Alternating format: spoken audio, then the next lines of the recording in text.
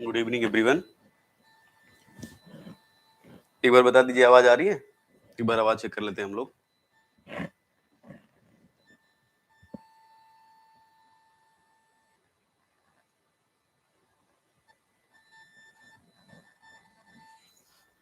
Voice clear आ रही क्या?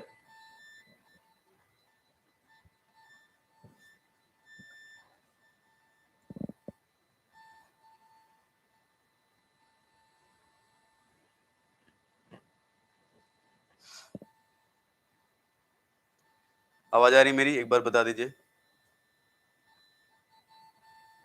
Voice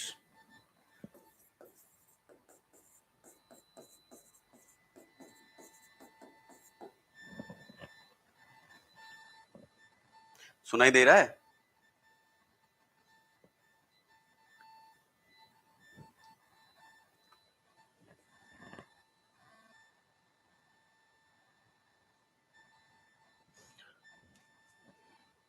good evening बेटा, गुड इवनिंग। आवाज आ रही क्या मेरी? ठीक है, ठीक है। ओके ओके, ठीक है।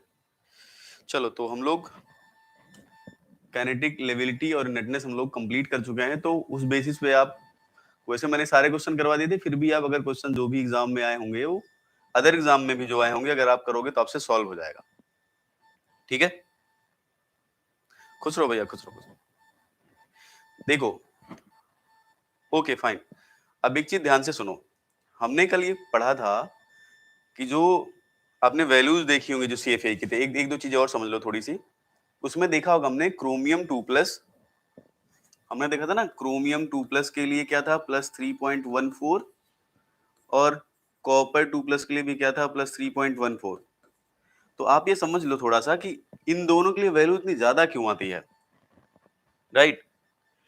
हमने देखा था ना, क्रोमियम 2+ जो हमारा हाई स्पिन था, और कॉपर 2+, इनके लिए वैल्यू सबसे ज्यादा थी। मतलब ये लोग क्या है, सबसे ज्यादा लेवाइल थे, मोस्ट लेवाइल थे ये, राइट? ये जान लो आप, तो इससे रटना नहीं पड़ेगा आपको, ठीक है? ये ज्यादा लेवल क्यों, ये समझ लो आप थ्योरेटिकली भी। आपने वहां पे तो डेटा से देखा था, थ्योरेटिकली भी आप समझ लो। देखो क्यों ज्यादा लेवाइल है ये, देखो ध्यान से। क्रोमियम 2+ का अगर आप हाई स्पिन कॉम्प्लेक्स बनाओगे ना, तो क्रोमियम 2+ में हाई स्पिन कॉम्प्लेक्स अगर हम ऑक्टाहेड्रल लें तो 1 2 3 4, ये Eg है, ये T2G है, राइट? ये जो Eg सेट है क्या है, ये अनसिमेट्रिकली फिल्ड, अनसिमेट्रिकली। लिखो मत, आराम से समझो, ठीक? देखो ये टॉपिक ना जल्दबाजी करने लायक बिल्कुल नहीं है, ठीक है? मैं इसीलिए बहुत स्लोली पढ़ा रहा हूं आपको। दूसरा Cr2+, देखो high spin, sorry unsymmetrically field हो गया। अब आपको पता है कि किसी भी सिस्टम में चाहे T2G सेट हो, या ऐसे बोल सकते हो जहां पर इलेक्ट्रॉनिकली डिजेनरेट सेट होता है, मतलब जहां पर अनसिमेट्रिकली फील्ड एनर्जी लेवल्स होता है, वो क्या शो करता है? वो शो करता है जॉन टेलर डिस्टॉर्शन, राइट? तो ये जो Cr2+ का कॉम्प्लेक्स होगा ना, क्या शो करेगा? Jahn Teller distortion. अब Eg में इलेक्ट्रॉन होता है T2G, चाहे Eg अनसिमेट्रिकली फील्ड हो या T2G, दोनों केस में जॉन टेलर डिस्टॉर्शन होता है। लेकिन जब Eg अनसिमेट्रिकली फील्ड होता है, डिस्टॉर्शन क्या होता है? स्ट्रॉन्ग। जब T2G अनसिमेट्रिकली फील्ड होता है, डिस्टॉर्शन क्या होता है? वीक। तो यहाँ कौन सा अनसिमेट्रिकली फील्ड है? Eg। तो जो यहाँ पर जॉन टेलर डिस्टॉर्शन होगा, क्या होगा? वो स्ट्रॉन्ग जॉन टेलर डिस्टॉर्शन। और आप जानते हो कि जब जॉन टेलर डिस्टॉर्शन होता है तो बॉन्ड लेंथ या तो लॉन्गर हो जाती है, शॉर्टर हो जाती है, राइट? इलोंगेशन या कंप्रेशन होता है, जिनमें मोस्टली क्या होता है? इलोंगेशन। तो इसकी वजह से क्या हो जाएगा? Longer bond length.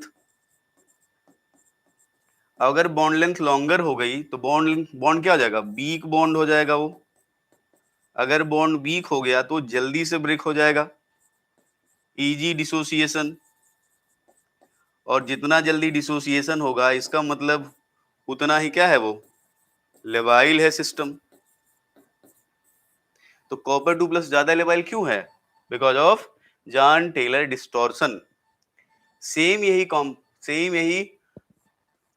कॉन्सेप्ट जो है कॉपर 2 में लगा सकते हो। जैसे क्रोमियम में था, वैसे किसमें होगा? कॉपर में भी होगा। कॉपर भी यही शो करेगा। देखो कैसे, अगर कॉपर 2+ का ऑक्टाहेड्रल लो, यहां D9 करते हैं ऑक्टाहेड्रल, इसमें भी जो Eg है देखो ये क्या है Eg, ये Eg हो गया, ये T2g हो गया, ये क्या है अनसिमेट्रिकली फील्ड, अनसिमेट्रिकली फील्ड। यहां भी क्या होगा, वही same strong Jahn Teller distortion. यहां क्या हो जाएगा, फास्ट रेट फॉर सब्स्टिट्यूशन, इसका मतलब ये भी क्या हो जाएगा, लेवाइल। ऐसा कॉन्फ़िगरेशन और किसी में नहीं, जितने भी आपने पढ़े हैं D4 डी हाई स्पिन में ही ऐसा होता है।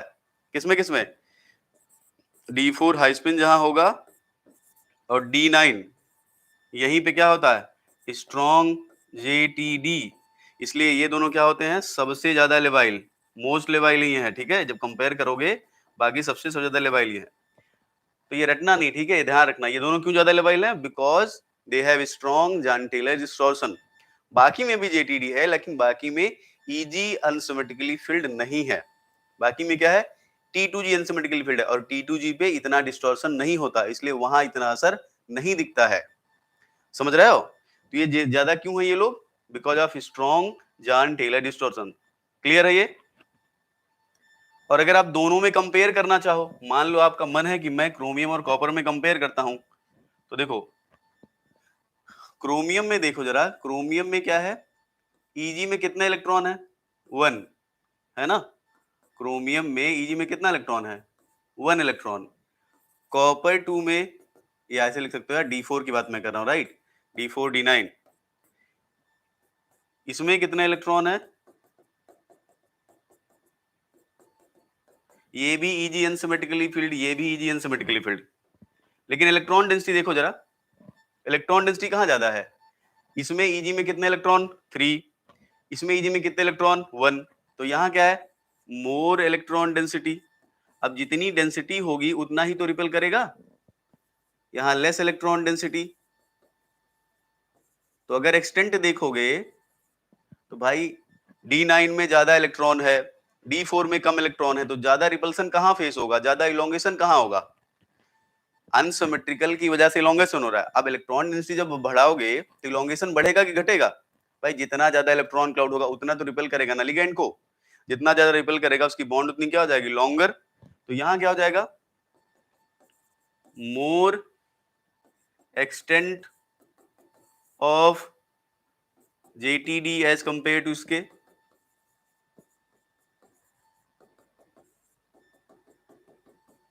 राइट। इसीलिए यहां के केस में क्या हो जाएगा, अगर दोनों में कंपेयर करोगे तो कॉपर 2+ में लेविलिटी क्रोमियम से क्या होगी ज्यादा, ये ऑर्डर आएगा। तो कॉपर 2+ या D4 हाई स्पिन और D9 क्यों ज्यादा लेवाइल होते हैं, because of Jahn Teller distortion. फिर अगर आप दोनों में कंपेयर करते हो, दोनों में कंपेयर करोगे तो कॉपर 2+ वाला ज्यादा लेवाइल होगा कंपेरिजन टू क्रोमियम के। तो कहीं भी आपको कॉपर 2+ क्रोमियम प्लस दिख जाए तो सबसे पहले जान लेना सबसे ज्यादा इसी का होगा, या D4 हाई स्पिन दिख जाए D9 दिख जाए, और अगर D4 D9 में कंपेयर करना हो तो D9 का ज्यादा होगा D4 का कम होगा। रटना नहीं है, ठीक है, कर लोगे। एक क्वेश्चन आप करिए, गेट में आया था, ठीक है, ध्यान से करना, गड़बड़ मत करना, इनेटनेस लेबिलिटी पे है और मुझे उम्मीद है आप पढ़ के आए होगे।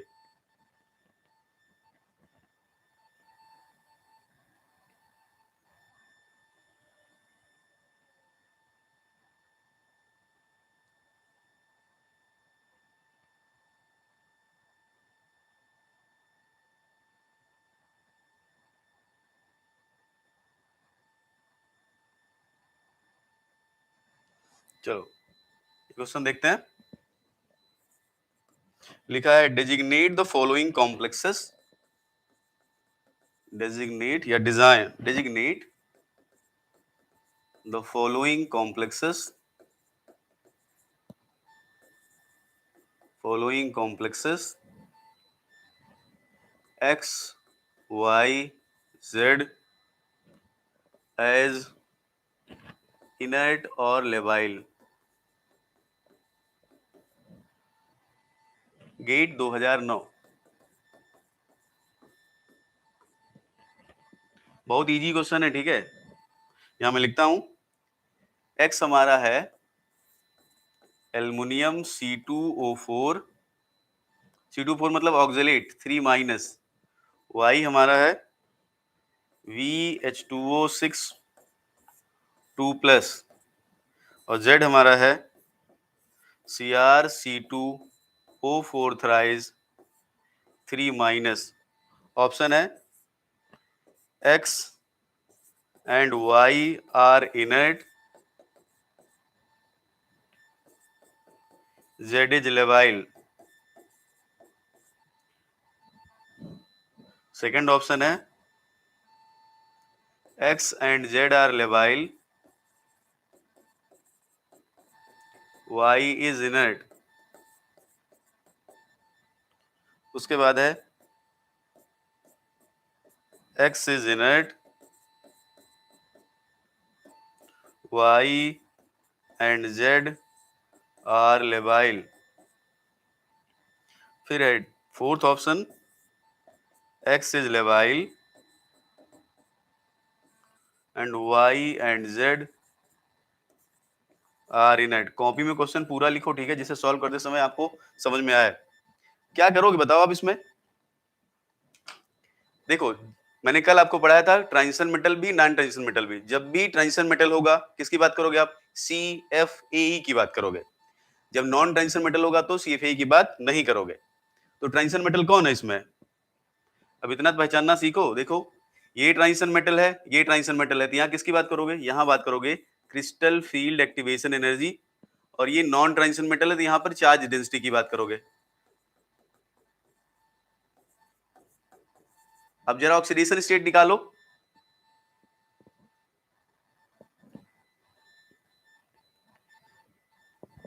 ऑक्जेलेट में कितना चार्ज होता है? ऑक्जेलेट होता है 2 माइनस ना। तो यहां से अगर ऑक्सीडेशन स्टेट निकालोगे तो एल्युमिनियम की कितनी आएगी? +3। इसकी कितनी आएगी? ये तो +2 नॉर्मल वाटर है। इसकी कितनी आएगी? +3। तो वेनेडियम 2 प्लस क्या है हमारा? D3 है, राइट। क्रोमियम 3 प्लस भी हमारा क्या है? D3 है। और D3 के लिए हमने क्या पढ़ा था? कितनी वैल्यू थी? -2.00। इसका मतलब ये इनर्ट वाली कैटेगरी में आता है, राइट, है ना?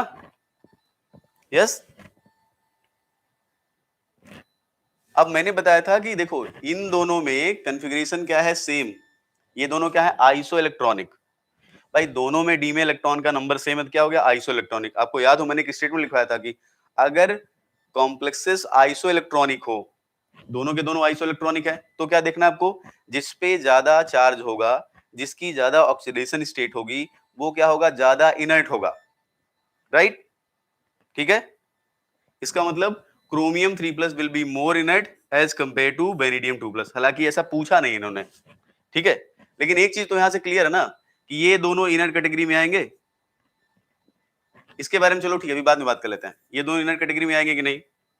ऐसा कोई ऑप्शन है जहां पर Y और Z इनर्ट हो? देखो यही हो रहा है ना, फोर्थ वाला ऑप्शन यही तो है जहां पर Y और Z इनर्ट है। बाकी कोई आंसर ही नहीं था, आंसर यही हो जाएगा। और ये जो होता है ना, ये लेवाइल होता है, ठीक है। लेवाइल का मतलब क्या है? ये इसमें फास्ट रिएक्शन होती है। अरे क्योंकि देखो CFAE तो है नहीं यहाँ पे, एक ही फैक्टर है।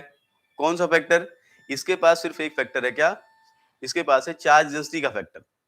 अब चार्ज डेंसिटी सिर्फ इसमें क्या है? चार्ज डेंसिटी CFAE दोनों है, यहाँ दो दो फैक्टर हैं और दोनों फैक्टर मिलके ज्यादा डोमिनेंसी शो करते हैं कंपेरिजन टू एक फैक्टर के, राइट। भाई CFAE वाला मतलब CFSC वाला फैक्टर है जो जहां से CFAE आ रहा है। दूसरा ये डी ब्लॉक मेटल है, डी ब्लॉक मेटल में डी ऑर्बिटल में इलेक्ट्रॉन होता है। डी ऑर्बिटल बाहर वाले सिस्टम को रिपेल नहीं करता बिकॉज ऑफ डी का जो इलेक्ट्रॉन क्लाउड है ज्यादा दूर में होता है। तो बाहर वाली सेल पे न्यूक्लियर फोर्स डी में क्या लगता है? ज्यादा लगता है। तो आपको ये भले +2 में दिख रहा है लेकिन न्यूक्लियर फोर्स यहाँ काफी ज्यादा है। यहाँ तो है ही ज्यादा, यहाँ भी काफी ज्यादा है। तो nuclear force factor, CFAE factor, ये सब फैक्टर मिलके ये ज्यादा अनइनर्ट होते हैं कंपेरिजन टू इसके। कहने का मतलब ये वाले सिस्टम क्या होते हैं? लेवाइल। एक चीज ध्यान रखो, पी ब्लॉक के मेटल्स जो होते हैं ना, पी ब्लॉक के मेटल्स या एल्कली और एल्कलाइन अर्थ मेटल्स, वो जनरली लेवाइल होते हैं क्योंकि उसमें एक ही फैक्टर होता है, चार्ज डेंसिटी। और जैसे जैसे आप साइज बढ़ाते जाओगे वैसे वैसे उनमें क्या होता है? लेविलिटी और ज्यादा उनकी बढ़ती जाएगी। हमने कल एल्कलाइन के बारे में पढ़ा था, एल्कली के बारे में पढ़ा था, राइट। डी ब्लॉक में क्या होता है? चार्ज डेंसिटी भी ज्यादा होती है because of electron present in D orbital. D वाले लोग बाहर वाली सेल को रिपेल नहीं करते, रिपेल नहीं करेंगे तो बाहर वाली सेल पे न्यूक्लियर फोर्स ज्यादा लगेगा, कुल मिला के बॉन्ड स्ट्रॉन्गर बनेगा, पहला फैक्टर। दूसरा, इनमें CFAE भी तो होती है, वो भी तो रेट को डिसाइड करती है, तो दोनों फैक्टर जो है यहाँ पे इंपॉर्टेंट रोल प्ले करते हैं, इसलिए आंसर क्या हो जाएगा आपका? ठीक है ना? चलो, तो बस इतना आप ध्यान रखना, जब भी आप काइनेटिक लेबिलिटी और इनर्टनेस पढ़ना, तो प्रैक्टिस जितना ज्यादा करोगे आप उतना बेहतर कर सकते हो। ठीक है, हो जाएगा।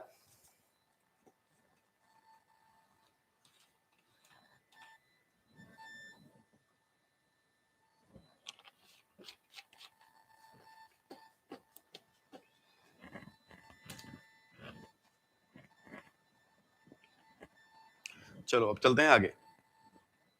तो ये इनर्टनेस लेबिलिटी खत्म। अब हमें आगे पढ़ना है substitution reaction in coordination complexes. तो 1-2 मिनट सुन लो आप पहले। सब्स्टिट्यूशन रिएक्शन में हम लोगों ने क्या क्या पढ़ लिया है? हम लोगों ने पढ़ा था कि डिसोसिएटिव पाथवे होता है, हम लोगों ने पढ़ा था एसोसिएटिव पाथवे होता है, हम लोगों ने पढ़ा था इंटरचेंज पाथवे होता है। अब डिसोसिएटिव एसोसिएटिव इंटरचेंज में जो इनका एनर्जी प्रोफाइल डायग्राम है या जो थर्मोडायनामिक पैरामीटर है, उसके बेसिस पे कैसे बताते हैं हम कि एसोसिएटिव पाथवे होगा या डिसोसिएटिव पाथवे होगा, हमें ये भी पढ़ना है। लेकिन इस चीज को हम बाद में पढ़ लेंगे, पहले हम वो चीज पढ़ते हैं जो ज्यादा इंपॉर्टेंट है, थ्योरेटिकल पोर्शन, राइट। अब हमें सब्स्टिट्यूशन बेसिकली पढ़ना है दो ज्योमेट्री में, एक ऑक्टाहेड्रल में और दूसरा किस में पढ़ना है? स्क्वायर प्लानर में। ठीक है, तो हम सबसे पहले शुरू करते हैं substitution reaction in octahedral complexes, उसके बाद हम पढ़ेंगे substitution reaction in square planar complexes, फिर अगर हमें टाइम मिलेगा तो हम लोग पढ़ेंगे सब्स्टिट्यूशन रिएक्शन टेट्राहेड्रल या फिर 5 कोऑर्डिनेट सिस्टम में भी देख लेंगे हम। ठीक है, और ये जो अभी पढ़ने जा रहे हैं ये बहुत इंपॉर्टेंट है, एग्जाम में क्वेश्चन इसी से आता। देखो, क्वेश्चन या तो इनर्टनेस लेबिलिटी से आता है मेनली, या तो जो अब पढ़ने जा रहे हैं उससे आता है। ठीक, लिखते हैं हम लोग यहाँ पर substitution reaction, substitution reaction in coordination, sorry, in octahedral complexes. ठीक है, कौन सी मैकेनिज्म? एसोसिएटिव डिसोसिएटिव देख चुके हम लोग। ठीक, अब देखो ऑक्टाहेड्रल कॉम्प्लेक्सेस में ये देखा गया है कि जनरली जो मैकेनिज्म होती है वो डिसोसिएटिव पाथवे को फॉलो करती है। Most of the octahedral complexes में देखा गया है कि जो मैकेनिज्म होती है वो किसको फॉलो करती है? वो फॉलो करती है डिसोसिएटिव पाथवे को, राइट।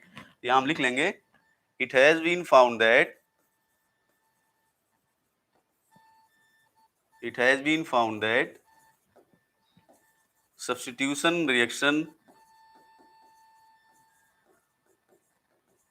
in octahedral complexes, मैंने आपको समझाया भी था क्यों ऐसा होता है। Mainly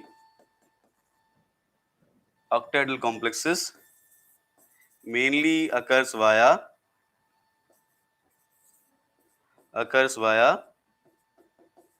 dissociative pathway, dissociative pathway।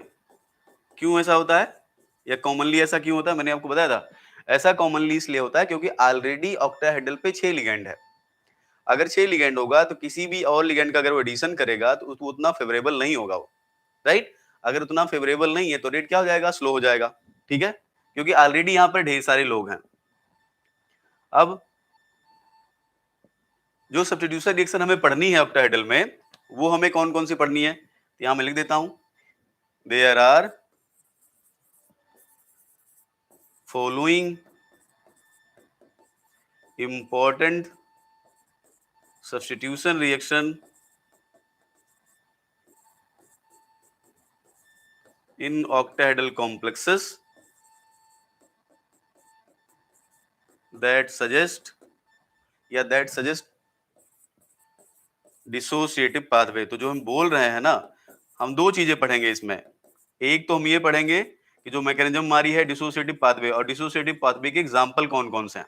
ठीक है, तो देखो इसमें हमें पढ़ना क्या क्या है। हमें इसमें पढ़ना है मेनली 3 रिएक्शन। एक पढ़ना हमें water exchange reaction,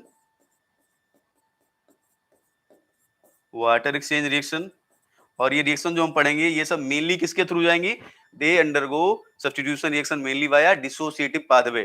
water exchange reaction, second hydrolysis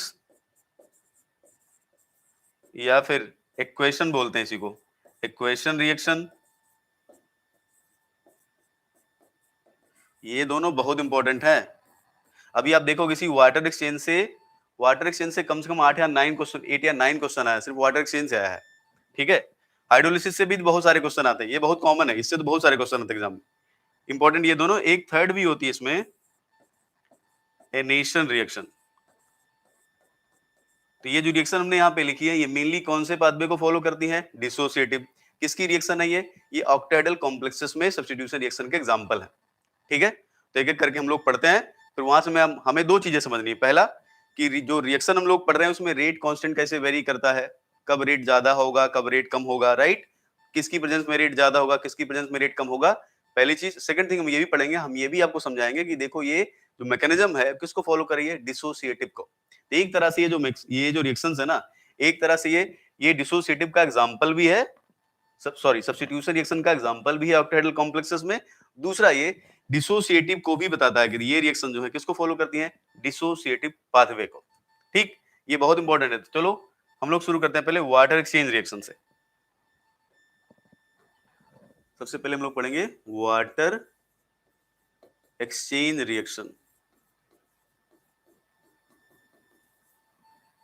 water exchange reaction, देखो वाटर एक्सचेंज सिंपली होता क्या है, अगर हमारे पास एक कॉम्प्लेक्स है, ऐसे मान लेते हैं यहां पर N+ है, राइट।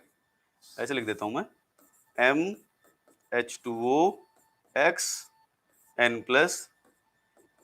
इसको मैं वाटर मॉलिक्यूल को एक आइसोटोपिकली लेवल्ड वाटर से रिप्लेस कर रहा हूं, राइट। यहां मैं ऐसे बना रहा हूं, MH2O X-1 H2O 18 N+ plus water. मतलब सिंपल क्या है, वाटर का रिप्लेसमेंट वाटर से। वाटर एक्सचेंज का मतलब क्या होता है, कोऑर्डिनेशन स्फीयर का वाटर जो है बाहर के वाटर से क्या हुआ है, एक्सचेंज हुआ है। अलग अलग क्यों लिया, क्योंकि अलग अलग नहीं लोगे आप अगर, तो फिर तो आपको मिलेगा क्या, वही रिएक्टेंट वही प्रोडक्ट आपको सेम मिलेगा। तो इसलिए यहां पर क्या लेते हैं हम लोग, आइसोटोपिकली लेवल्ड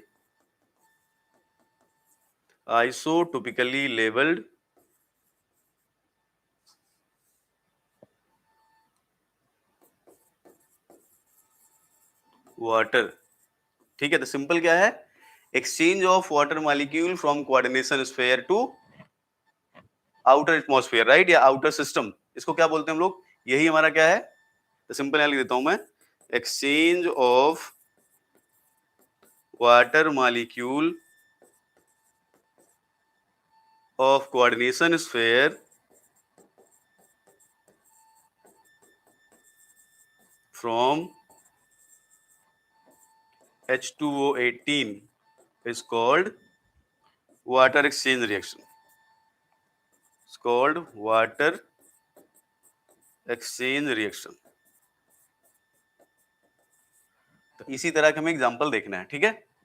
ये वाटर एक्सचेंज रिएक्शन का एग्जांपल है, ठीक। तो डेफिनेशन तो आपको पता होना चाहिए ना कि वाटर एक्सचेंज क्या है। अब देखो अगर आपको वाटर एक्सचेंज ही नहीं पहचानना आएगा तो फिर कौन सा ही कॉन्सेप्ट लगाओगे आप एग्जाम में। तो आपको ये तो पता होना चाहिए रिएक्शन किसका एग्जांपल है। तो वाटर एक्सचेंज में कुछ नहीं होता, वाटर को वाटर से रिप्लेस करते हैं, बस एक हमारे पास जो वाटर रिप्लेस करते हैं उसको हम दूसरा ले लिए, जिससे हमें पता तो चले ना कि क्या बन रहा है क्या नहीं बन रहा है, ठीक है। चलो आगे चलते हैं। अब देखो, लिखो मत, बस समझने की कोशिश करो। देखा ये गया है, ध्यान सुनो, देखा ये गया है कि जैसे जैसे आप मेटल की ऑक्सीडेशन स्टेट को बढ़ाते हो, या जैसे जैसे आप मेटल की साइज को छोटा करते हो, राइट, जो वाटर एक्सचेंज का रेट है वो क्या हो जाता है, कम हो जाता है।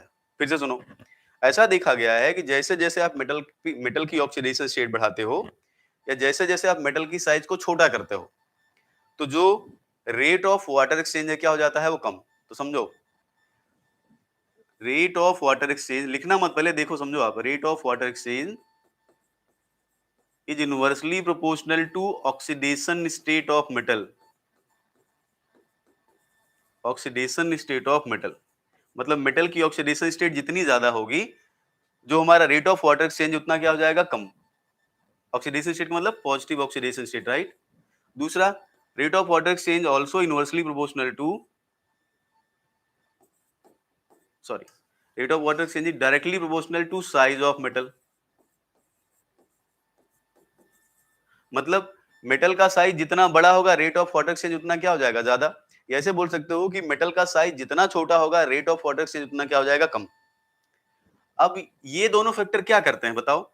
अगर आप किसी भी मेटल की ऑक्सीडेशन स्टेट हाई होगी, अगर किसी भी मेटल की ऑक्सीडेशन स्टेट हाई होगी, तो उस मेटल के पास ऑक्सीडेशन स्टेट हाई और दूसरा साइज अगर छोटा हो,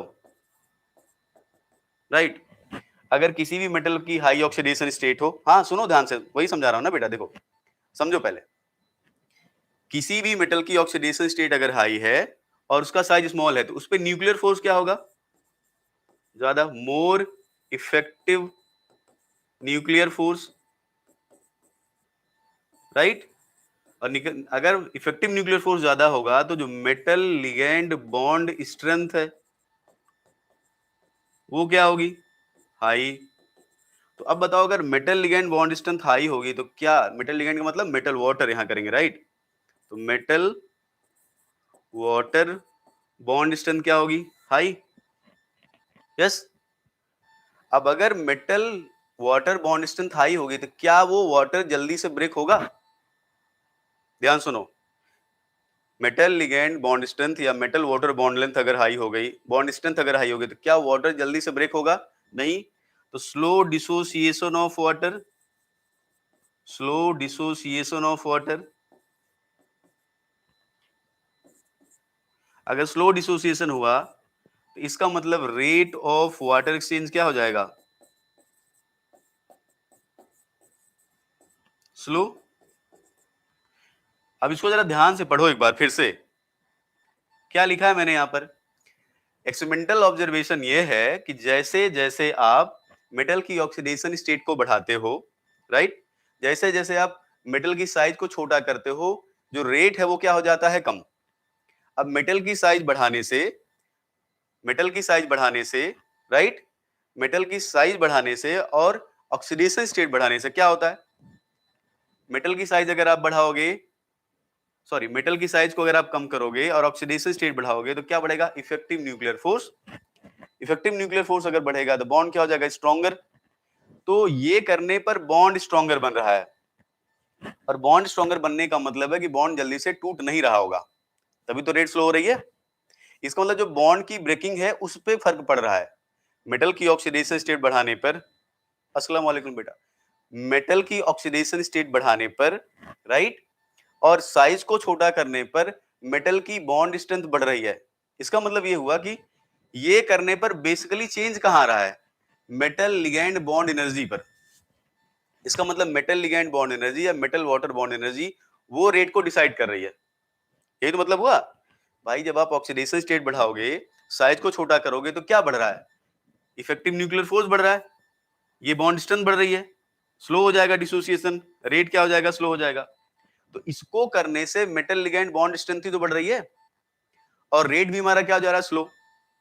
इसका तो इनडायरेक्टली मतलब यही हुआ ना कि जो रेट ऑफ रिएक्शन है कहीं ना कहीं वो metal ligand bond dissociation energy पर डिपेंड कर रही है, या मेटल लिगैंड डिसोसिएशन पर डिपेंड कर रही है। ये तो मतलब हुआ। अब आप बताओ कि जो मेटल लिगैंड डिसोसिएशन या bond breaking, metal water bond breaking, वो कहां होती है, रेट डिटरमाइनिंग स्टेप, वो होती है डिसोसिएटिव में, वो एसोसिएटिव में नहीं होती है। जो मेटल वाटर बॉन्ड स्ट्रेंथ है वो कहां होती है, आरडीएस, वो होती है डिसोसिएटिव पाथवे में। तो इसका मतलब ये जो वाटर एक्सचेंज है किसका एग्जांपल है ये, इसमें जो है रिएक्शन किसको फॉलो करता है, डिसोसिएटिव पाथवे। फिर से सुन लो एक बार, क्योंकि बॉन्ड,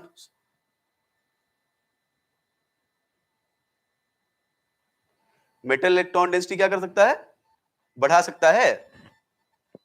अरे सिर्फ मेटल इलेक्ट्रॉन डेंसिटी बढ़ाने से रेट थोड़ी बढ़ जाएगी, ये तो सोचो कि रिपल्सन भी तो होता है ना, ऑक्टाहेड्रल में एक फैक्टर ये भी तो है। सुन लो पहले, एसोसिएटिव कब फेवर होता है, सुनो ध्यान से। एसोसिएटिव तब फेवर होता है जब लिगैंड मेटल का साइज बड़ा हो, पहली बात। सेकंड थिंग जो है, मेटल की ऑक्सीडेशन स्टेट क्या हो, बहुत ज्यादा, मेटल पे इलेक्ट्रॉन डेंसिटी क्या हो, बहुत कम। ये सारे फैक्टर होने चाहिए तब होता है। और दूसरा मैंने एक चीज और बताया था, लिगैंड क्या होना चाहिए, पाई एक्सेप्टर, वाटर पाई एक्सेप्टर लिगैंड है क्या, मैंने बताया था ना कि oxidation state high, ligand should be what, pi acceptor, और मेटल का साइज लार्जर। ये बताओ क्या वाटर पाई एक्सेप्टर है जो मेटल पे इलेक्ट्रॉन डेंसिटी कम कर देगा, तो सिर्फ ऑक्सीडेशन स्टेट से नहीं बोल सकते ना हम एक बात, क्योंकि रिपल्सन भी तो फैक्टर है। अब रिपल्सन को हम भूल जाएं, सिर्फ वाटर की ऑक्सीडेशन स्टेट को नहीं देख सकते हम, ठीक है। इसलिए यहाँ पर जो ऑब्जर्वेशन, और दूसरा ऑब्जर्वेशन क्या है बताओ जरा मुझे, ये भूल जाते हैं हम। ऑब्जर्वेशन क्या है? ऑब्जर्वेशन तो यही है ना कि जैसे जैसे ऑक्सीडेशन स्टेट आप बढ़ा रहे हो, रेट ऑफ रिएक्शन बढ़ रही है, ठीक है। और दूसरा पाई एक्सेप्टर भी नहीं है, तो अगर पाई एक्सेप्टर नहीं है तो एसोसिएटिव की बात को तो हम नकार सकते हैं ना, राइट। तो यहां हम क्या लिख सकते हैं, यहां जो बॉन्ड ब्रेकिंग है, इसका मतलब क्योंकि मेटल लिगैंड स्ट्रेंथ बढ़ रही है तो रेट स्लो हो जा रही है, मेटल लिगैंड या मेटल वाटर बॉन्ड स्ट्रेंथ घट रही है तो रेट फास्ट हो जा रही है। इसका मतलब बॉन्ड ब्रेकिंग ही तो क्या है, वही तो रेट को डिसाइड कर रहा है। इसका मतलब यहां पे क्या लिख सकता हूं मैं, metal water dissociation is rate determining step, क्योंकि ये स्ट्रांग हो रहा है तो रेट स्लो, ये वीक हो रहा है तो रेट फास्ट। इसका मतलब इसका डिसोसिएशन ही तो रेट डिटरमाइनिंग स्टेप है, और इसका डिसोसिएशन रेट डिटरमाइनिंग स्टेप जब होता है तो कौन सा पाथवे होता है वो, डिसोसिएटिव। डिसोसिएटिव में तो लेते हैं हम लोग, हेंस डिसोसिएटिव पाथवे, समझ गए।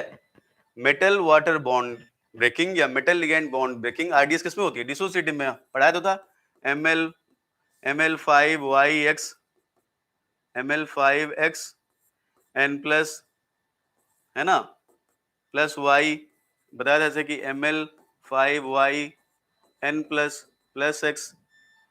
ये क्या होता है पहले, यहाँ पर पहले यहाँ से जाता है X, यही होता है हमारा RDS। यहाँ क्या हो जाएगा, ML5N प्लस प्लस Y, ये फास्ट स्टेप होती है, ये डिसोसिएटिव पाथवे है ना। तो यहाँ जितना ज्यादा बॉन्ड को स्ट्रॉन्ग करोगे, इसका मतलब जो लिगैंड का डिसोसिएशन है वो क्या हो जाएगा, लेस फेवरेबल। यहाँ यही तो ऑब्जर्वेशन है कि मेटल की ऑक्सीडेशन स्टेट को बढ़ा रहे हैं, साइज को छोटा कर रहे हैं, रेट स्लो हो जा रही है। मेटल की ऑक्सीडेशन स्टेट को कम कर रहे हैं, साइज को बढ़ा रहे हैं, रेट फास्ट हो जा रही है। ऐसा करने से क्या हो रहा है, ऐसा करने से बॉन्ड स्ट्रेंथ पे ही तो असर आ रहा है। तो इसका मतलब कहीं ना कहीं जो मेटल लिगैंड बॉन्ड स्ट्रेंथ है उसका रोल है किसमें, रेट ऑफ रिएक्शन में। और मेटल लिगैंड बॉन्ड स्ट्रेंथ का रोल रेट ऑफ रिएक्शन में कहाँ होता है, डिसोसिएटिव में। एसोसिएटिव में तो लिगैंड की पावर देखी जाती है ना। इसका मतलब ये इसका मतलब ये जो रिएक्शंस है वाटर एक्सचेंज, वो किसका एग्जांपल है, वो डिसोसिएटिव पाथवे को फॉलो कर रही है। मेनली किसको फॉलो कर रही है, डिसोसिएटिव पाथवे को, ठीक है। और अगर मान लो कि हमारा मेटल का साइज बड़ा हो जाए, मेटल की ऑक्सीडेशन स्टेट बहुत ज्यादा हो जाए, देन पॉसिबिलिटी है कि एसोसिएटिव हो, बट उसकी पॉसिबिलिटी बहुत कम है, ठीक है। SN1 इसलिए नहीं कहते बेटा क्योंकि यहां पर ये SN1 टाइप है, कार्बोकेटायन इंटरमीडिएट नहीं बनता यहां पे, ठीक है। उस तरह का इंटरमीडिएट थोड़ी बन रहा है यहाँ, जैसे SN2 इसको क्यों नहीं बोलते, क्योंकि यहाँ ट्रांजिशन स्टेट नहीं बनती है, यहाँ इंटरमीडिएट बनता है।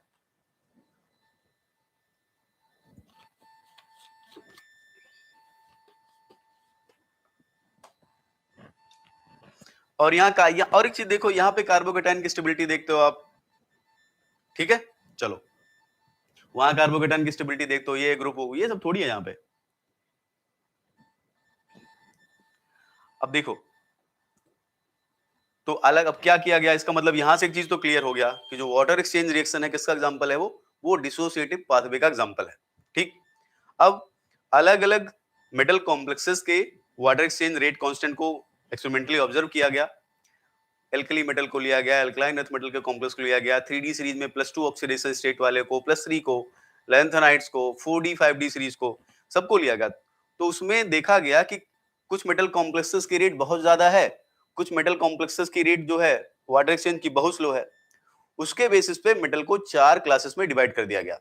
क्या किया गया पहले सुनो, अलग अलग मेटल कॉम्प्लेक्सेस का rate of water exchange calculate किया गया या एक्सपेरिमेंटली ऑब्जर्व किया गया, राइट। उसके बाद देखा गया कि कुछ का वाटर एक्सचेंज का रेट या कुछ मेटल कॉम्प्लेक्सेस का वाटर एक्सचेंज का रेट बहुत ज्यादा है, और कुछ मेटल कॉम्प्लेक्सेस का रेट ऑफ वाटर एक्सचेंज क्या है, बहुत कम है। इसके बेसिस पे जो मेटल कॉम्प्लेक्सेस है उनको 4 कैटेगरी में डिवाइड कर दिया गया, राइट। तो उन्हीं कैटेगरी को हमें पढ़ना है, एग्जांपल को ध्यान नहीं रखना आपको, सब कुछ मैं समझाता चलूंगा, सब इजी हो जाएगा, ठीक है। एक को हम बोलते हैं क्लास 1, एक को बोलते हैं क्लास 2, एक को बोलते हैं क्लास 3, एक को बोलते हैं क्लास 4। किस पे डिवाइड है ये, on the basis of rate constant for water exchange, ठीक है ना। तो कुछ नया नहीं है ये, सिंपल एक पूरा आप 10 एग्जांपल ले लो, सब में रेट ऑफ वाटर एक्सचेंज को कंसीडर कर लो, फिर 4 कैटेगरी उनको डिवाइड कर दो। अब यहाँ 10 एग्जांपल नहीं लिया गया, यहाँ ढेर सारे एग्जांपल लिए गए क्योंकि बहुत सारे एलिमेंट है ये। तो यहाँ लिखते हैं on the basis of rate of water exchange, on the basis of rate of water exchange, that is rate constant K, metals have been divided into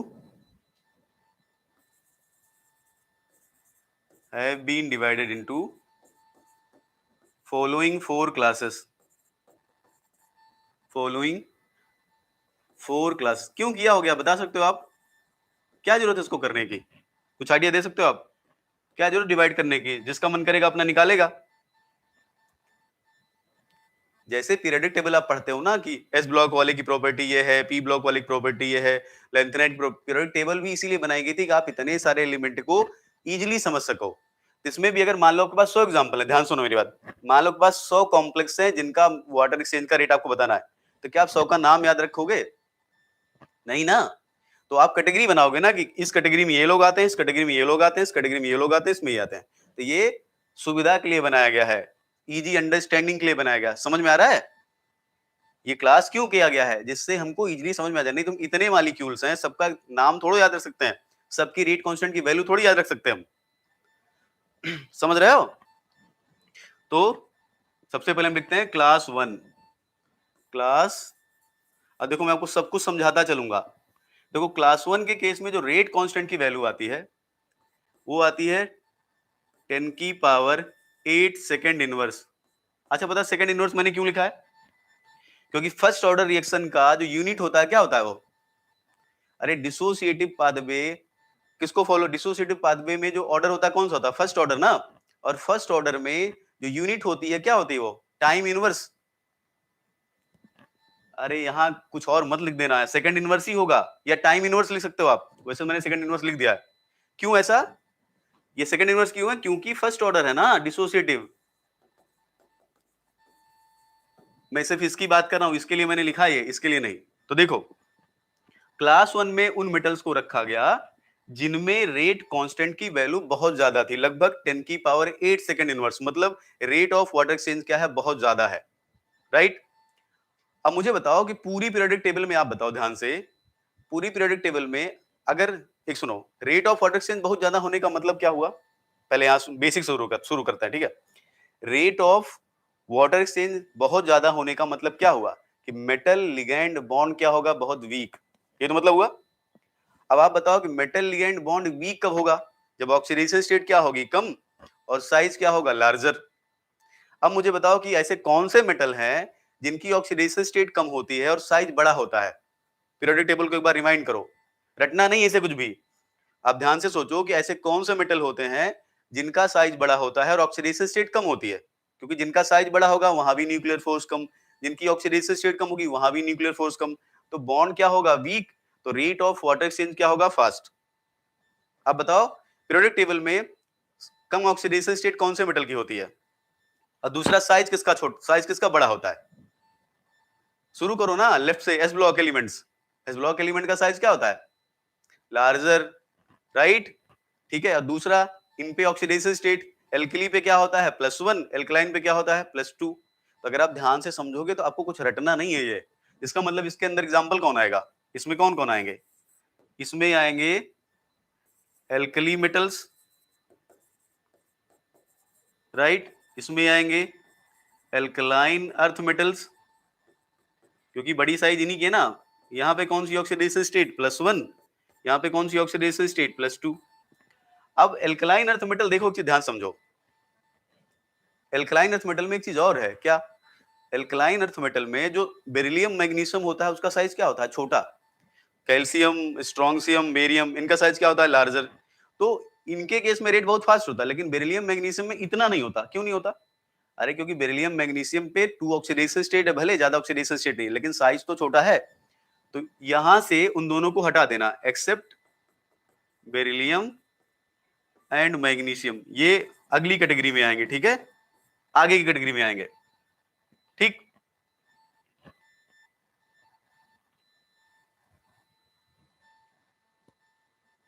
left to right decrease करेगा बेटा, ये तो सिंपल सी बात है, mostly यही होता है ना। अब देखो, अब थोड़ा बात करते हैं एक चीज, हम लोग 3D सीरीज में चले आते हैं। एल्कली एल्कलाइन अर्थ मेटल हो गए 3D सीरीज में। हमें पता है 3D सीरीज मेटल का साइज उतना बड़ा नहीं होता, मतलब क्योंकि डी ऑर्बिटल में इलेक्ट्रॉन है तो बाहर वाली सेल पे न्यूक्लियर फोर्स क्या लगेगा, ज्यादा इफेक्टिव न्यूक्लियर फोर्स ज्यादा होता है, राइट। दूसरा वहां पर सीएफएससी फैक्टर भी होता है। लेकिन वहां पर दो मेटल ऐसे हैं, दो मेटल दो मेटल ऐसे हैं जिनके केस में स्ट्रॉन्ग जॉन टेलर डिस्टॉर्शन होता है। दो मेटल ऐसे होते हैं ना जिनमें स्ट्रॉन्ग जॉन टेलर डिस्टॉर्शन होता है, कौन कौन से? क्रोमियम 2 और कॉपर 2। इसमें क्या होता है, स्ट्रॉन्ग जॉन टेलर डिस्टॉर्शन, जिसकी वजह से इनमें भी वाटर एक्सचेंज क्या होता है, बहुत फास्ट। तो डी ब्लॉक के इसमें दो मेटल आते हैं ये वाले, मतलब 3D सीरीज के दो मेटल क्रोमियम और कॉपर, क्यों आए ये? Because of strong Jahn Teller distortion. समझ गए? ठीक है ना।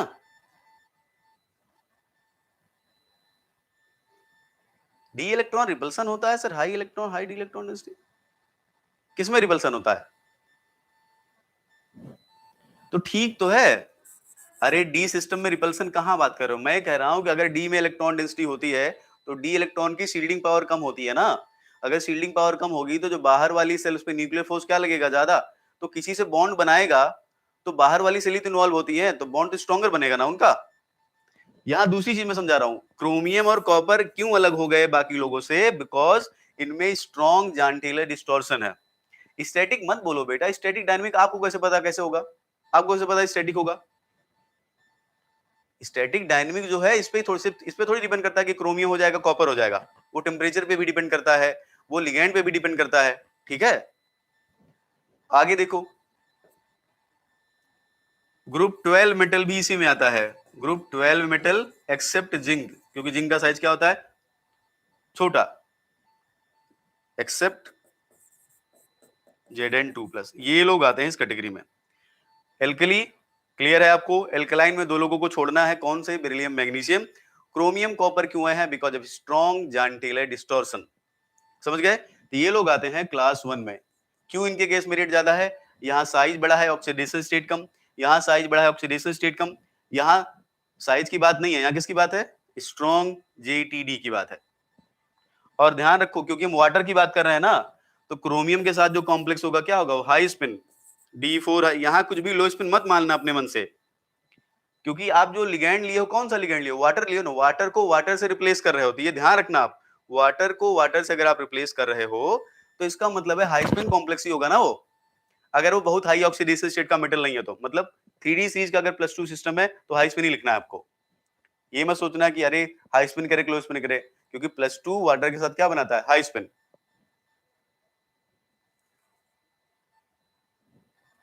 अभी बता दे, पढ़ लो, अभी बता देंगे, ठीक है, राइट।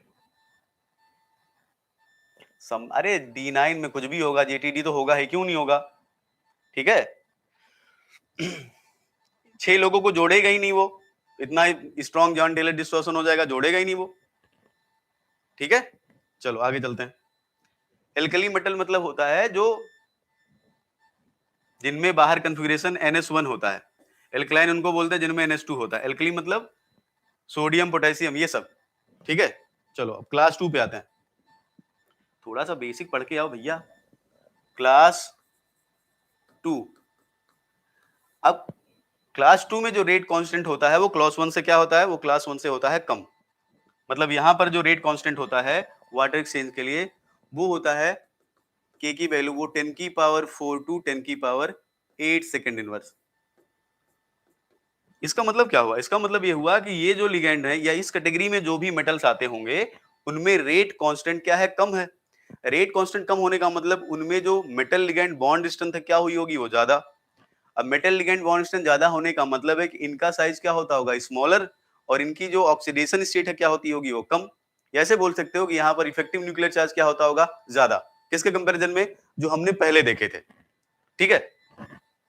एग्जाम्पल देखो इसमें, एग्जाम्पल जैसे यहाँ पर है 3D series metal, 3D series metals in +2 oxidation state, in +2 oxidation state except vanadium 2+, chromium 2+, copper 2+। इनको क्यों नहीं लिया मैंने? क्योंकि ये पहले ग्रुप में इंक्लूड हो चुके हैं, है ना। और वेनेडियम को क्यों लिया मैं भी आपको समझाता हूं, परेशान मत। वेनेडियम को मैं आपको समझा दूंगा, वेनेडियम को इस ग्रुप में हमने क्यों नहीं लिया है। फिर उसके बाद यहां पर जो हमने मैग्नीशियम छोड़ा था, वहां पर यहां पर मैग्नीशियम आ जाएगा पहले। बेरिलियम क्यों नहीं है? क्योंकि बेरिलियम का साइज छोटा है, उसकी रेट और कम होती है।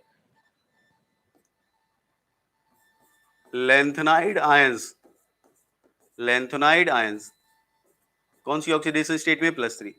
तो ये लोग इसके एग्जाम्पल हैं, किसके? क्लास 2 के। ठीक है, समझ गए। तो इसमें हमने क्या लिया?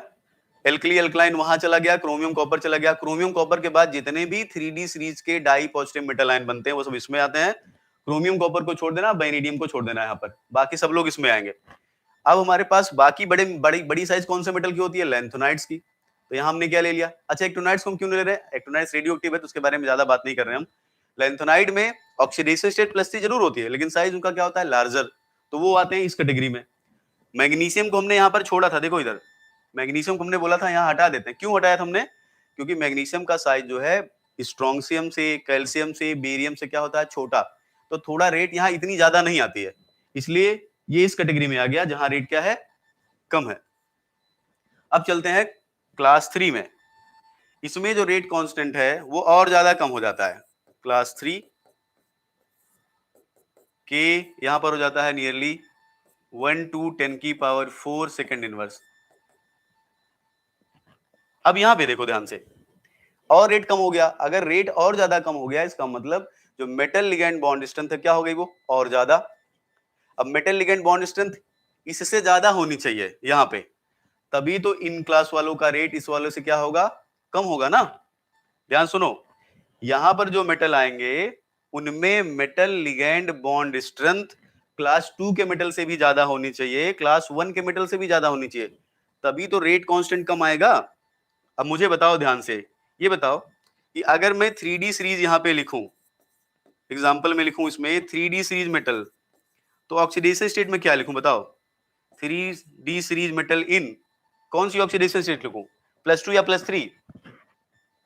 मैंने 3D+2 यहां लिख दिया। तो यहां अगर मैं 3D, मैं चाहता हूं कि इसमें 3D सीरीज वाला मेटल होगा, तो ऑक्सीडेशन स्टेट में क्या लिखूं? +2 लिखूं या +3 लिखूं? कॉन्सेप्चुअली सोचो थोड़ा सा, बॉन्ड को स्ट्रॉन्ग करना है आपको, तो 3D सीरीज मेटल में क्या ऑक्सीडेशन स्टेट चाहिए आपको? ज्यादा चाहिए या कम चाहिए? बोलो। इसके कंपैरिजन में बॉन्ड यहां स्ट्रॉन्ग करना है, राइट। पहले वाले के कंपैरिजन में बॉन्ड यहां स्ट्रॉन्ग करना है, तो 3D सीरीज मेटल को किसमें लेंगे? 3D सीरीज मेटल इन +2 ऑक्सीडेशन स्टेट, +2 ऑक्सीडेशन स्टेट। यहां लिख देना मोस्टली, मोस्टली या मोस्ट 3D सीरीज मेटल।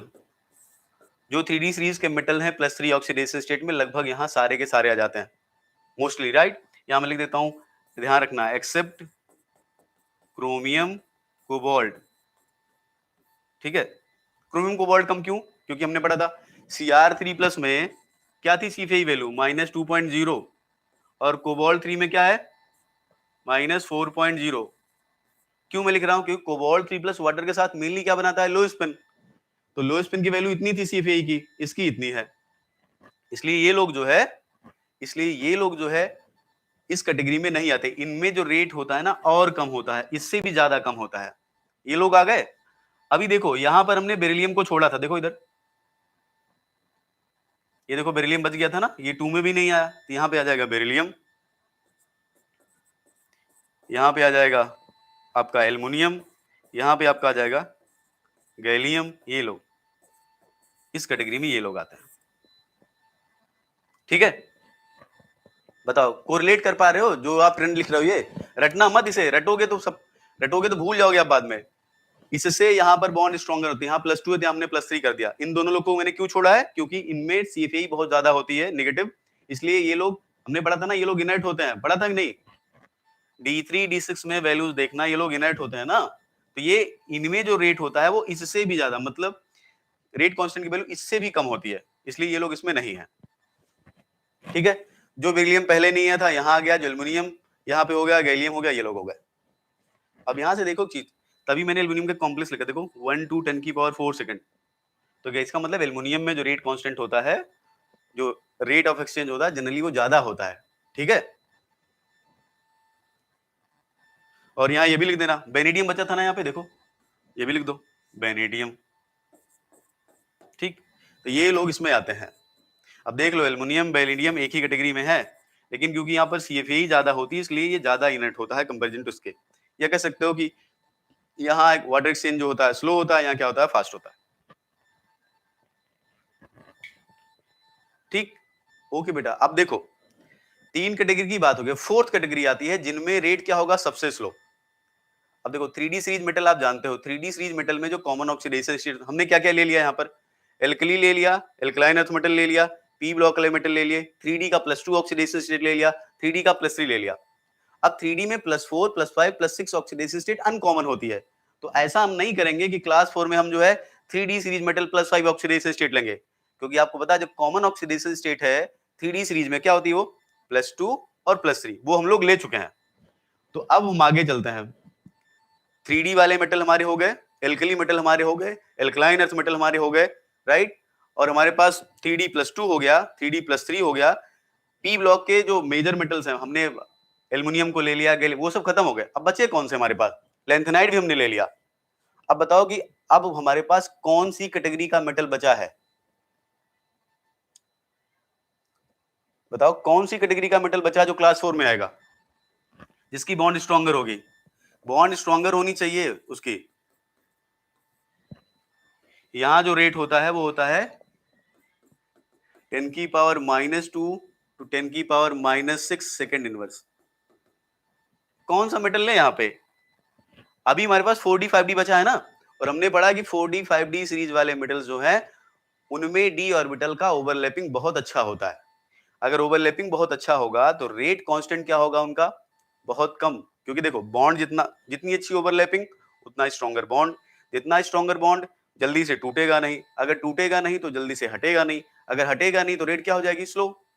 तो इसमें क्या आएंगे हमारे पास, मोस्टली या ऐसे लिख सकते हो 4D 5D series metals, 4D 5D series metals, जैसे लिख लेते हैं यहाँ पर इरिडियम 3+ है, रोडियम 3+ है, राइट, रुथेनियम 3+ है, ये सब एग्जांपल है इसके। और 2 लोग बचे हैं अभी, देखो इधर जरा, ये इन दोनों लोग को इसी कैटेगरी में ले आओ। ये 4D से ज्यादा नहीं होते हैं, लेकिन फिर भी रेट इनकी काफी कम होती है। क्रोमियम 3, कोबाल्ट 3 4D 5D से ज्यादा, इनकी जो रेट होती है 4D 5D से ज्यादा होती है। लेकिन ध्यान सुनो पहले मेरी बात, क्रोमियम 3+, कोबाल्ट 3+ की जो रेट होती है 4D 5D से ज्यादा होती है, लेकिन रेट इस रेंज में आती जरूर है इनकी। ठीक है, तो यहां लिख लेना क्रोमियम कोबाल्ट। क्यों ऐसा हुआ, क्योंकि यहाँ जो CFAE है वो कितनी होती है, -2.0, यहाँ कितनी है, -4.0। ये ऐसे समझ सकते हो, हाईएस्ट CFSE वैल्यू क्या होती है, D6 लो स्पिन की, और ये होता है D6 लो स्पिन वाटर के साथ। तो हाई स्पिन की हाईएस्ट वैल्यू -1.2 जो किसके लिए है, क्रोमियम के लिए है। लो स्पिन की हाईएस्ट CFSE वैल्यू -2.4 जो किसके लिए, कोबाल्ट के लिए। तो ये हाईएस्ट वैल्यू लेके बैठे हैं, ये हाई स्पिन की हाईएस्ट वैल्यू लेके बैठा है, ये लो स्पिन की, इसीलिए इसमें आ गए। अब आपको पता है अगर कॉम्प्लेक्स लो स्पिन होगा CFSE क्या होगी, बहुत ज्यादा, तो क्यों तोड़ेगा वो अपने बॉन्ड को, क्यों जाएगा जल्दी से रेट ऑफ रिएक्शन करेगा। बेटा गुड, डिफ्यूज्ड ऑर्बिटल होती हैं, लेकिन आप ये भी तो सुनो कि d ऑर्बिटल में जो न्यूक्लियर फोर्स होता है, जब आप d में इलेक्ट्रॉन फिल करते हो तो d ऑर्बिटल के इलेक्ट्रॉन उतने रिपेल नहीं करते। तो जैसे जैसे आप d में नंबर ऑफ इलेक्ट्रॉन फिल करते जाते हो ना, बाहर वाली सेल पे न्यूक्लियर फोर्स बढ़ता जाता है। ठीक है, p ब्लॉक एलिमेंट में ऐसा नहीं, p ब्लॉक एलिमेंट हो गए बेटा। अच्छा, p ब्लॉक में कितने मेटल्स हैं बताओ, सारे मेटल p ब्लॉक में है क्या, नाइट्रोजन फैमिली में ज्यादातर नॉन मेटल, ऑक्सीजन फैमिली में ज्यादातर नॉन मेटल, हेलोजन फैमिली में ज्यादातर नॉन मेटल। बचा कौन आपके पास? बोरॉन फैमिली और कार्बन। कार्बन में मेटल कौन होता है? टिन और लेड। और बोरॉन फैमिली में कौन होगा? Aluminium, gallium, indium. तो 6 ही 7 लोग तो बचे मेनली, तो दो तो मैंने लिख ही दिया है। अगर आप गैलियम के बाद बात करोगे, इंडियम की बात करोगे, थैलियम की बात करोगे, तो उनमें भी फास्ट होगा, है ना? अरे पी ब्लॉक में ज्यादातर नॉन मेटल है। सोचो रिया, ध्यान से पी ब्लॉक सीरीज को याद रखो। हाइड्रोजन सीरीज में आयोडीन को छोड़ दो, बाकी सब नॉन मेटल। ऑक्सीजन में टेलुरियम इवन क्या होता है? उसमें जो होता है सेमी मेटेलिक कैरेक्टर है, राइट? ठीक है ना? तो समझ में आया ये कि पी ब्लॉक में ज्यादातर तो नॉन मेटल है, कुछ इंपॉर्टेंट थे एल्युमिनियम, गैलियम, उनको हमने लिख दिया। और एक चीज सुनो ध्यान से, एक बात बताओ, पी ब्लॉक में एक प्रॉपर्टी और होती है क्या, कि जैसे जैसे हम टॉप टू बॉटम जाते हैं, हाई ऑक्सीडेशन स्टेट की स्टेबिलिटी क्या होती है? घटती है ना? इनर्ट वेयर इफेक्ट पढ़े हो? यस। तो अब बताओ, अगर वहां हाई ऑक्सीडेशन स्टेट में लिखूंगा तो वो स्टेबल भी होगा कि नहीं होगा? पता नहीं। अगर मैं ये बोल दूं कि लेड प्लस 4 ऑक्सीडेशन स्टेट में है, तो लेड प्लस 4 ऑक्सीडेशन स्टेट में वाटर के साथ रहेगा भी कि नहीं रहेगा? क्योंकि हाई ऑक्सीडेशन स्टेट तो फेवरेबल ही नहीं होती है। समझ रहे हो? इसलिए मैंने उनके बारे में नहीं लिखा। बोरॉन फैमिली में मैंने लिख दिया, वो भी दो का नाम लिखा है मैंने, एल्युमिनियम और गैलियम का। इंडियम थैलियम में भी जैसे आप डाउन जाते हो ना, लो ऑक्सीडेशन स्टेट शो करते हैं। कौन सा इफेक्ट बोलते हो आप उसको? Inert pair effect. तो जहां हाई ऑक्सीडेशन स्टेट इतनी फेवरेबल ही नहीं है कि वाटर के साथ रह भी पाएगा कि नहीं रह पाएगा, तो ऐसे एग्जांपल लिखने का कोई मतलब है नहीं। हम लिख तो दे, पता लगा वो स्टेबल ही नहीं वाटर के साथ। तो जब स्टेबल ही नहीं होगा तो फिर किसकी बात करेंगे हम लोग? तो मैंने क्यों नहीं लिखा पी ब्लॉक मेटल्स का? क्योंकि हैवियर वाले, पहली बात, हैवियर वाले हाई ऑक्सीडेशन स्टेट को फेवर नहीं करते। दूसरा, मान लो फेवर भी करते हैं तो वाटर के साथ रहेगा भी कि नहीं रहेगा, वो भी क्लियर नहीं है। ठीक, तो ये 4 क्लासेस हो गई। अब एक ट्रेंड आप थोड़ा सा लिख लो 3D सीरीज में, rate of water exchange for dipositive 3D series metal ion. अच्छा, एल्कली और एल्कलाइन में अगर रेट ऑफ वाटर एक्सचेंज बताना हो तो किसका ज्यादा होगा? एल्कलाइन का ज्यादा होगा कि एल्कली का? नहीं बेटा, नहीं, अभी बता देंगे, पहले पढ़ तो लो। देखो क्लास में ना पढ़ा रहा हूं तो थोड़ा ध्यान से सुन लो, क्योंकि मैं कुछ चीजें भूल जाऊंगा तो मैं, हालांकि अगर आप सीरियस हो गए तो आपको यह रहेगा कि नहीं भूल जाएंगे तो मैं नुकसान होगा, अगर नहीं हो तो फिर आपको समझ में आना चाहिए। इसलिए पहले पढ़ लो, जब क्लास ओवर हो जाएगी तो आप पूछ लेना, मैं सब बता दूंगा। क्योंकि नहीं तो ना, मैं कुछ भी और कुछ पढ़ा रहा, अगर मेरे दिमाग में कुछ भी चल रहा है तो कुछ भूल जाऊंगा, तो मैं हो सकता है अगली क्लास में ना ही पढ़ाऊंगा उसे। ठीक है, तो देखो इधर मैंने आपसे एक सवाल पूछा था कि एल्कली और एल्कलाइन में अगर आपको कंपेयर करना हो तो किसमें रेट ऑफ वाटर एक्सचेंज ज्यादा होगा? एल्कली मेटल में ज्यादा होगा। ठीक है, चलो ये बात क्लियर है आप लोग को, क्योंकि एल्कली का साइज बड़ा होता है, ऑक्सीडेशन स्टेट कम होती है। 3D सीरीज में देखो ऑर्डर जो होता है रेट ऑफ वाटर एक्सचेंज का, वो ऐसे लिखते हैं हम लोग, B2 प्लस Ni2 प्लस, घबराओ नहीं मैं समझा दूंगा, ठीक है, Fe2 plus Mn2 plus Zn2 plus Cr2 plus, ये होता है rate of water exchange for 3D dipositive metal of 3D series.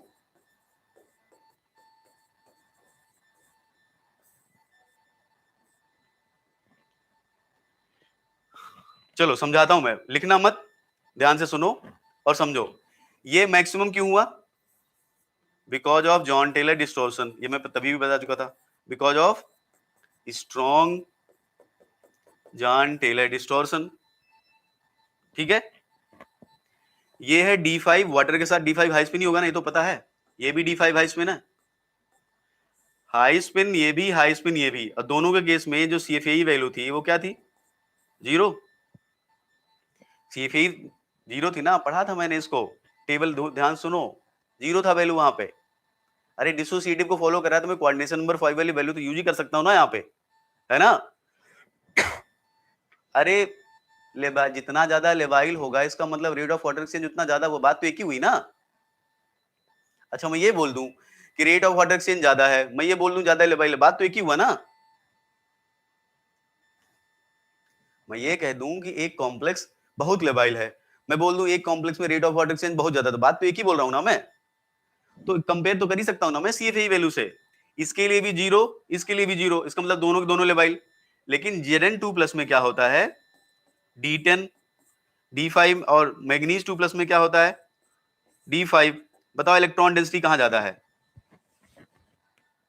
Electron density कहां ज्यादा है, इसमें ज्यादा है ना, तो ये रिपल ज्यादा करेगा ना लिगेंड को। देखो सब कुछ सेम है, CFA 0 है, CFSC 0 है, ये Zn2+ D10 Mn2+ D5, ज्यादा रिपल कौन करेगा, ये मोर रिपल्सन करेगा क्योंकि D10 है ये। अरे इसके पास ज्यादा इलेक्ट्रॉन क्लाउड है, ये लेस करेगा, तो लिगेंड को जल्दी कौन हटाएगा, ये हटाएगा ना, फास्ट एक्सचेंज। और यहां क्या हो जाएगा, स्लो एक्सचेंज।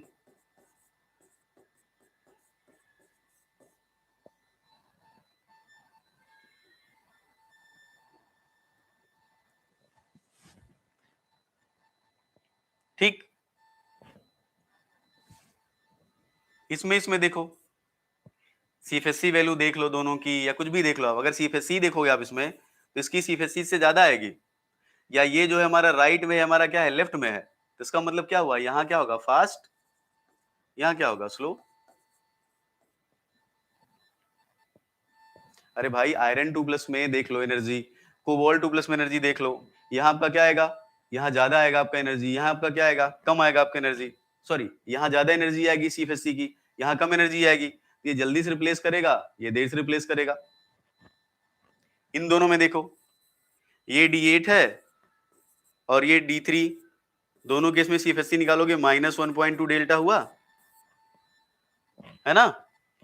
लेकिन ये जो डेल्टा वैल्यू है, ये इस पे भी आपको पता है ना, डेल्टा वैल्यू किस पे डिपेंड करती है, delta value D electron density पे भी डिपेंड करती है, पता है कि नहीं, delta value D electron density पे भी डिपेंड करती है ना। ये ऐसे समझ लो, यहां पर D3 है, ध्यान सुनो, यहां पर D3 है, यहां पर D8, दोनों केस में वैल्यू क्या है, सेम, CFSC की वैल्यू भी सेम है, और CFAE अगर निकालोगे तो -2.0 आएगा, दोनों चीजें सेम हो गई। अब देख लो यहाँ D3 है, यहाँ D8, कौन जल्दी लिगेंड को हटाएगा, ये वाला कि ये वाला, बोलो बताओ, D3 में से जल्दी लिगेंड हटेगा D8 में से, सब कुछ सेम है, CFSC सेम, CFAE सेम, दोनों D3 D8 की CFAE सेम होती है। बताओ D3 जल्दी लिगेंड को हटाएगा कि D8, सोच के बताना, जैसे जिंक में किया था हमने। जब सब कुछ सेम हो जाए ना तो इलेक्ट्रॉनिक कॉन्फ़िगरेशन देख लो,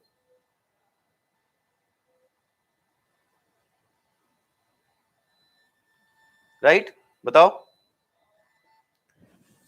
लिगेंड वाटर है भैया, अरे लिगेंड बेटा, लिगेंड तो वाटर है ना, इसमें वाटर को वाटर से, लिगेंड तो फिक्स है ना।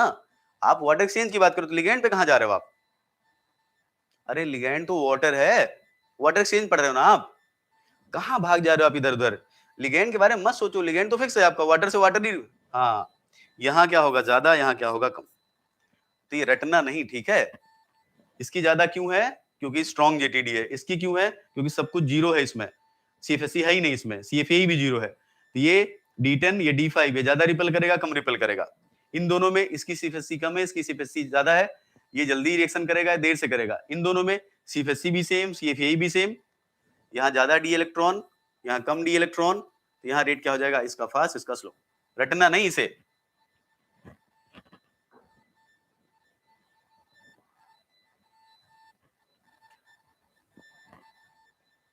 चार्ज बराबर है ना दोनों पे, ऑक्सीडेशन स्टेट बराबर है ना,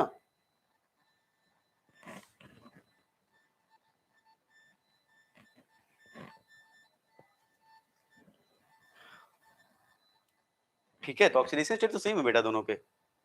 हाँ ये बोल सकते हो कि चार्ज डेंसिटी में थोड़ा बहुत फर्क आएगा, नो डाउट, निकिल 2+ का साइज बेरिडियम 2+ से छोटा होगा, चार्ज डेंसिटी में फर्क आएगा, लेकिन निकिल 2+ में इलेक्ट्रॉन भी तो ढेर सारा है, तो डी इलेक्ट्रॉन रिपेल भी तो करेगा, ऐसा थोड़ी सिर्फ चार्ज डेंसिटी बढ़ाएगा वो, खुद से सोचो आप, क्या निकिल 2+ का जो D8 है वो सिर्फ जो है चार्ज डेंसिटी बढ़ाएगा क्या, वो रिपेल नहीं करेगा क्या, बिल्कुल रिपेल करेगा, वो फैक्टर डोमिनेटिंग है।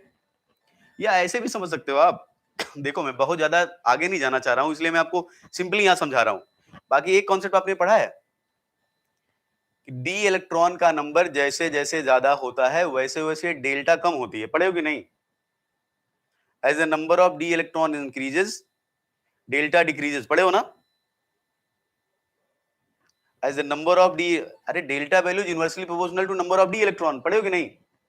उससे कंपेयर कर लो, सब कुछ सेम है यहाँ पर। देखो ये न्यूमेरिकल वैल्यू सेम है, डेल्टा अगर कंपेयर करोगे तो किसकी डेल्टा ज्यादा आएगी? D3 की ज्यादा आएगी।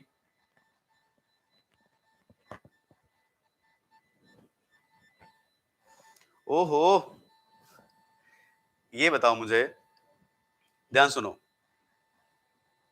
अरे जेड इफेक्टिव ज्यादा है, सही बात है, लेकिन ये बताओ क्या सिर्फ न्यूक्लियर फोर्स ही बढ़ेगा क्या? जो डी इलेक्ट्रॉन बढ़ा है वो, अच्छा बताओ, ठीक है चलो ये बताओ कि जब डी में इलेक्ट्रॉन फिल करोगे तो इलेक्ट्रॉन क्या सिर्फ न्यूक्लियर फोर्स ही बढ़ाता है क्या? प्रोटॉन नंबर बढ़ेगा तो न्यूक्लियर फोर्स, रिपल्सन नहीं बढ़ता क्या? ये बताओ, निकेल 2+ में आप बोल रहे हो ना कि इलेक्ट्रॉन ज्यादा है तो डिफेक्टिव न्यूक्लियर फोर्स ज्यादा होगा, लेकिन जो इलेक्ट्रॉन है वो कुछ और भी तो करता है क्या? रिपेल नहीं करता क्या? वो सिर्फ न्यूक्लियर फोर्स बढ़ाएगा, इलेक्ट्रॉन बढ़ाते रहो न्यूक्लियर फोर्स बढ़ता रहेगा। अगर ये बात सही है तो टॉप टू बॉटम जाने पर न्यूक्लियर फोर्स घटता क्यों है फिर?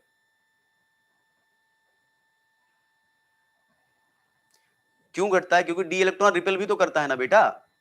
तो ये सिर्फ मत बोलो ना कि सिर्फ न्यूक्लियर फोर्स बढ़ा रहा है, अरे रिपल्सन भी तो करेगा ना वो। और दूसरा, आगे देख लो, यहां से भी समझ सकते हो आप, ये न्यूमेरिकल वैल्यू सेम है दोनों में।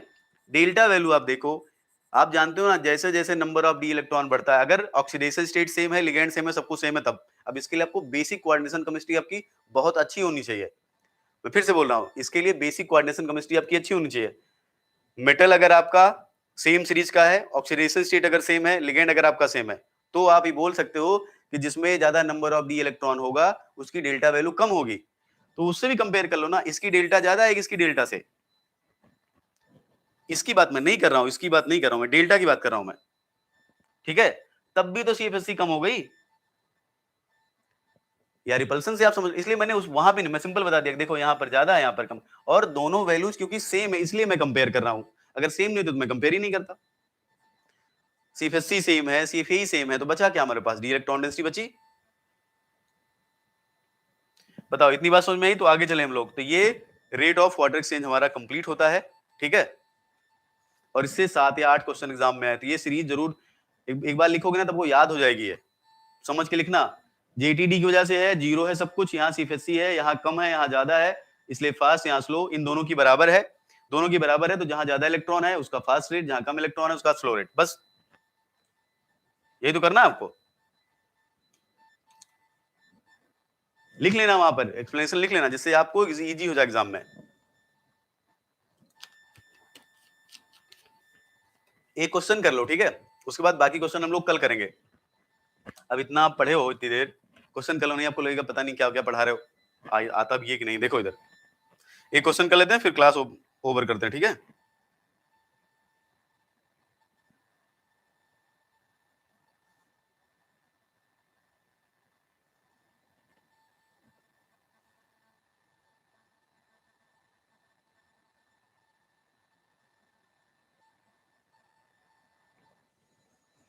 छोटा क्वेश्चन करते हैं कोई।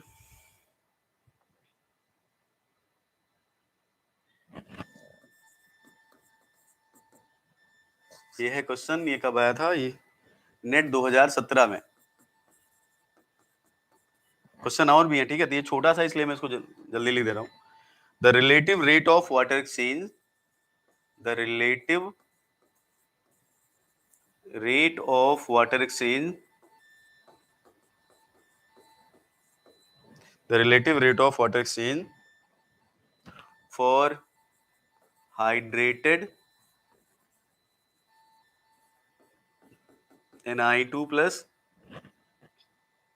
पहला आपका है ये, दूसरा है आपका, पहला है hydrated Na2 plus, hydrated Na2 plus, second है V2 प्लस, एंड थर्ड है Cr3 plus.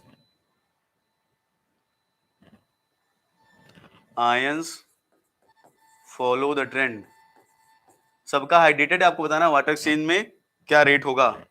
Follows the trend, TRE।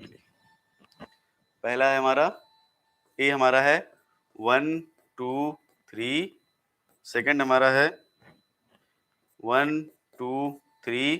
अभी पढ़े हो आप, गलत मत करना इसे। 1 2, सॉरी,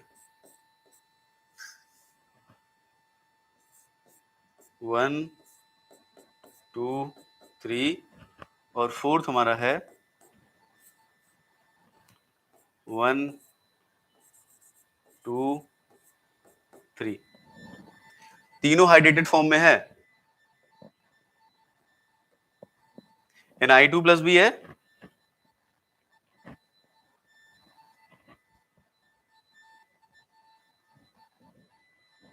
बता देंगे बेटा, परेशान होता। अरे बहुत कुछ नहीं, आपने ढूंढा, इससे बताओ रिया, आपने ढूंढा कहीं उसको सुपर एक्सचेंज को कि नहीं? ये क्वेश्चन कर लो पहले, ये करो पहले, आपने सुपर एक्सचेंज ढूंढा कहीं कि नहीं?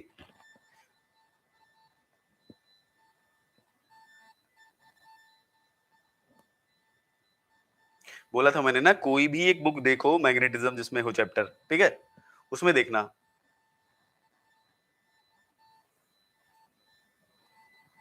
सच, अगर आप नहीं ढूंढो ना तो एक बार कोशिश जरूर करो, देखो एक बार ढूंढ के देखो, अगर नहीं मिलेगा तो मैं बताऊंगा, लेकिन आप पहले ढूंढो तो एक बार।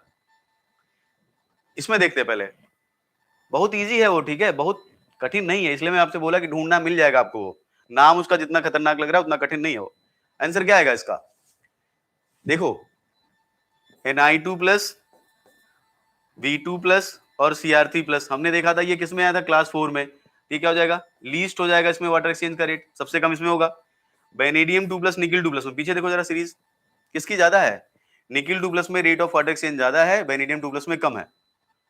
तो ऑर्डर क्या आएगा इसमें? ऑर्डर आएगा सबसे ज्यादा निकिल में, फिर वेनेडियम में, सबसे कम क्रोमियम में। क्रोमियम +2 नहीं है, क्रोमियम +3 है, देखो इधर ध्यान से, है जॉन टेलर डिस्टॉर्शन वाला नहीं है ये।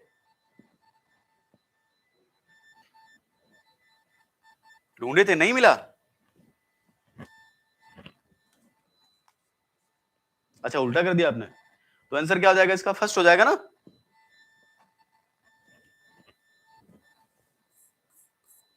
चलो मैं कल क्लास शुरू होगी ना जैसे तैसे बता दूंगा आपको, पहले पहले सुपर एक्सचेंज ही बता दूंगा, ठीक, ठीक है।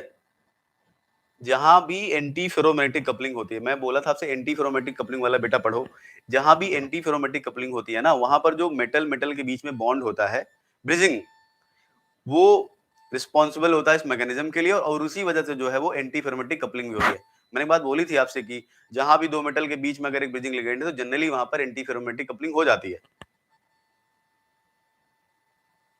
हाँ बता रहे बेटा, बता रहे, हो गया ये बात। देखो, नोट्स मेरे पास नहीं है, क्योंकि मैं नोट्स से नहीं पढ़ाता हूँ, ना मैं नोट्स बनाता हूँ, मैं बुक को फॉलो करता हूँ। तो मतलब ऐसे ऐसे पूछोगे मुझसे कि आप नोट्स रखे हो, नहीं, ऐसा नहीं है मेरे पास कुछ भी जो मैं आपको दे सकूं। दूसरा, बुक्स के लिए आप कोई भी एक स्टैंडर्ड बुक साथ में रखो। ज्यादा किताबें आपको पढ़ने की जरूरत नहीं, क्योंकि ढेर सारी किताबें आप पढ़ोगे तो आपको टाइम बहुत ज्यादा लगेगा, क्योंकि सिर्फ इनऑर्गेनिक की थोड़ी पढ़नी है आपको। तो आप एक कोई भी स्टैंडर्ड किताब पढ़ो, कोई भी एक, जैसे हाउस क्राफ्ट पढ़ लो आप, एटकिंस पढ़ लो आप, या हुई पढ़, कोई भी एक किताब पढ़ लो जिसमें सारे चैप्टर इनऑर्गेनिक हो, ठीक है, वो स्पेसिफिक एक किताब पढ़ लो। बाद में जो कुछ भी आपको मैटर जहां से मिल रहा है वो पढ़ लो बस। अब ऐसा नहीं कि आप इस 6-7 किताबें पढ़ना शुरू करो, ऐसा नहीं करना है आपको। और दूसरा, रही बात नोट्स की, तो वो मेरे पास नहीं है, ठीक है, क्योंकि मैं नोट्स बनाता नहीं हूँ, राइट। हाँ, हुई पढ़ सकते हो, हुई अच्छी किताब है बिल्कुल। चलो, अभी इसमें 6-7 क्वेश्चन और है, तो आप, मुझे उम्मीद है कि आप जो है इसको पढ़ के पूरा आओगे, रट के नहीं आओगे, समझ के आओगे। इसे रटना नहीं है, मैं फिर से बोल रहा हूँ। एक दो एक्सेप्शन इसमें है, कल मैं आपको समझाऊंगा वो, ठीक है, थोड़ा आप ध्यान से सुनना उसको, राइट, जिससे एग्जाम में अगर कभी आए तो आप कर लेना। फिर उसके बाद कल से हम लोग शाम से शुरू करेंगे एसिड हाइड्रोलिसिस क्या होती है, जो बहुत इंपॉर्टेंट है। एसिड हाइड्रोलिसिस, बेस हाइड्रोलिसिस से बहुत क्वेश्चन आते हैं, ठीक है। चलो, रटना नहीं, मैं फिर से बोल रहा हूँ, रटना नहीं है इसे। मैं अभी तक जो कुछ भी आपको पढ़ा रहा हूँ, मैं पूरी कोशिश कर रहा हूँ, कोई मैं समझाऊं, रटना नहीं। आप जो क्लास 1, क्लास 2, क्लास 3, क्लास 4 है, आप कंपेयर करके देखना, साइज फैक्टर चार्ज, खुद आपको पता चल जाएगा कि ये इसमें क्यों आया, ये इसमें क्यों आया, क्यों आया। थोड़ा आपको ध्यान रखना, रटने का मतलब है बिल्कुल दिमाग नहीं लगाना आपको, लेकिन दिमाग लगाओगे। रटने का मतलब, मैं इसलिए बोलता हूँ, रटने का मतलब ये नहीं कि याद नहीं करना, रटने का मतलब है बिना दिमाग के जो मन के पढ़ लिया आपने, ऐसा नहीं करना आपको। थोड़ा सा आप माइंड को शांत करके देखोगे तो आपको सब कुछ समझ में आ जाएगा, तो आपको याद भी रहेगा। तो लिख कर अगर एक दो बार देख लोगे तो आपसे एग्जाम में सारे क्वेश्चन भी हो जाएंगे, ठीक है।